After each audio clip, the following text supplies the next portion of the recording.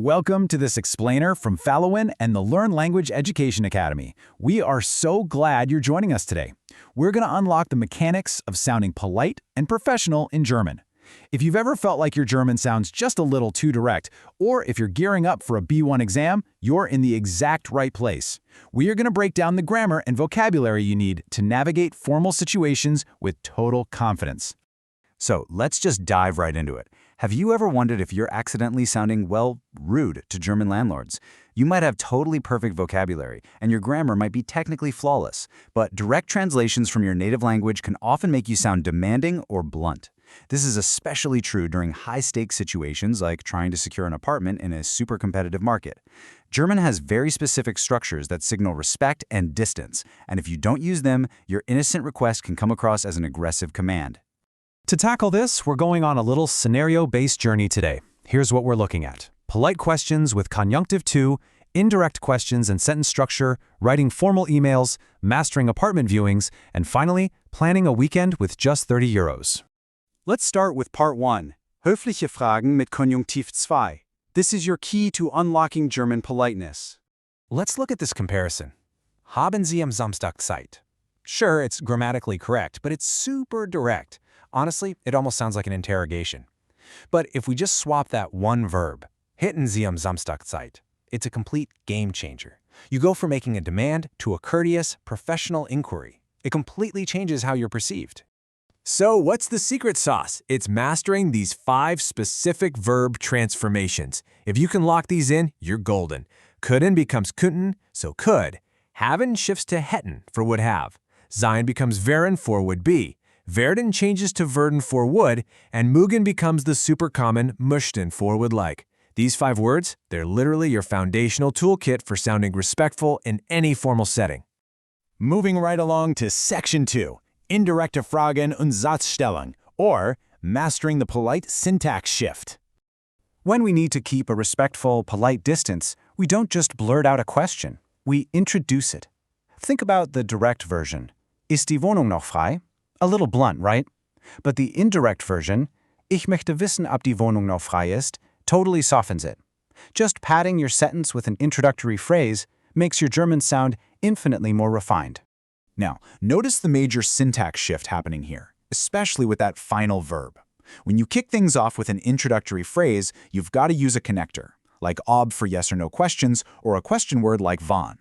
And here's the kicker. The moment you drop that connector in, your conjugated verb gets shoved all the way to the absolute end of the sentence. Mastering this structural rule will instantly bump you up to a solid B1 level. Next up, Section 3, die formelle E-Mail schreiben. Let's craft that perfect B1 inquiry.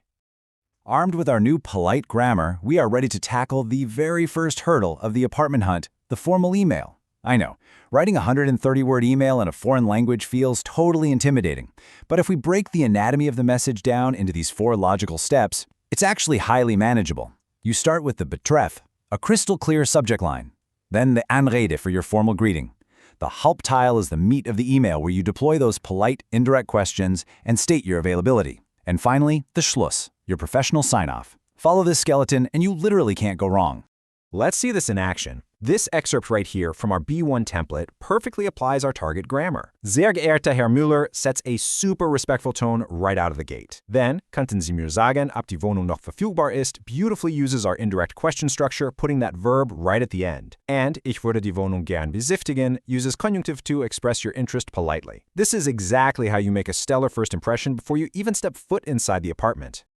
Okay, Section 4, die Wohnungsbesichtigung meistern. How to navigate the apartment tour in person.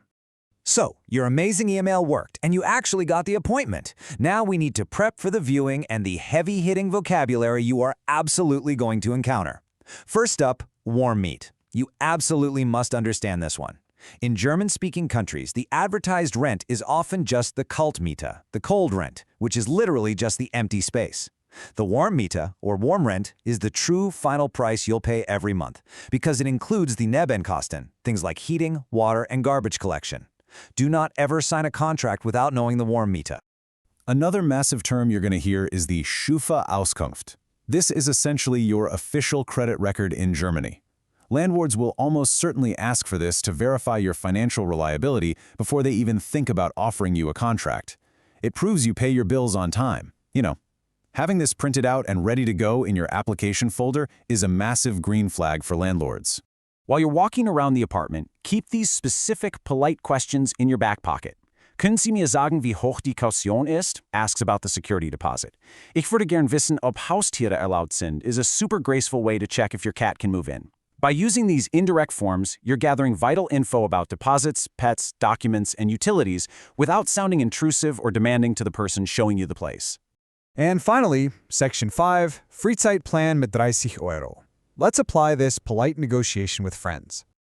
Let's take a breather from those high-stress landlord interactions and see how these exact same rules apply to casual weekend plans. Imagine this scenario. You and a friend have a strict budget of exactly 30 euros each for a weekend activity. You have to decide between a day out in nature or a day exploring the city, and you've got to come to an agreement without going over budget.